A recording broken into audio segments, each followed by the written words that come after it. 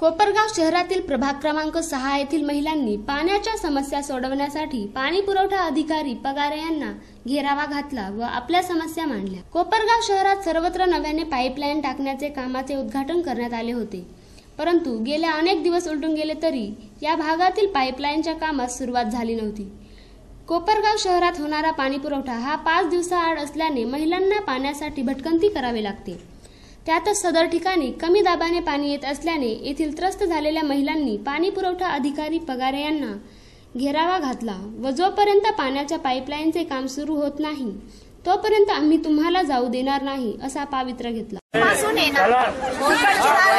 इकडची एक वेगळी, तिकडची वेगळी, प्रत्येकाच्या दाराच्या वेगळ्या, सगळ्या लाईनी तुम्ही पद्धतशीर करायच्या।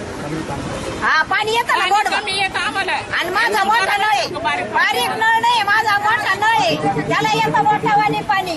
तुम्ही या आणि पाहून घ्या, लागलं तर आता सोडा ना, आता पाहून घ्या। तसेच महाराष्ट्र बुक डेपो जवळील फुलपगार रोड ते साई दत्ता इलेक्ट्रिकल हा रस्ता त्वरित दुरुस्त करण्यात यावा, यासाठी पाईपलाईन करणे गरजेचे असल्याने येथील नागरिकांनी सांगितले। म्हणून महिला व नागरिकांनी पगारे यांना आपल्या समस्या सांगितल्यावर पाणी पुरवठा अधिकारी यांनी सदर प्रभागात पाईपलाईन खोदाईचे काम तत्काळ सुरू करण्यास सांगितले।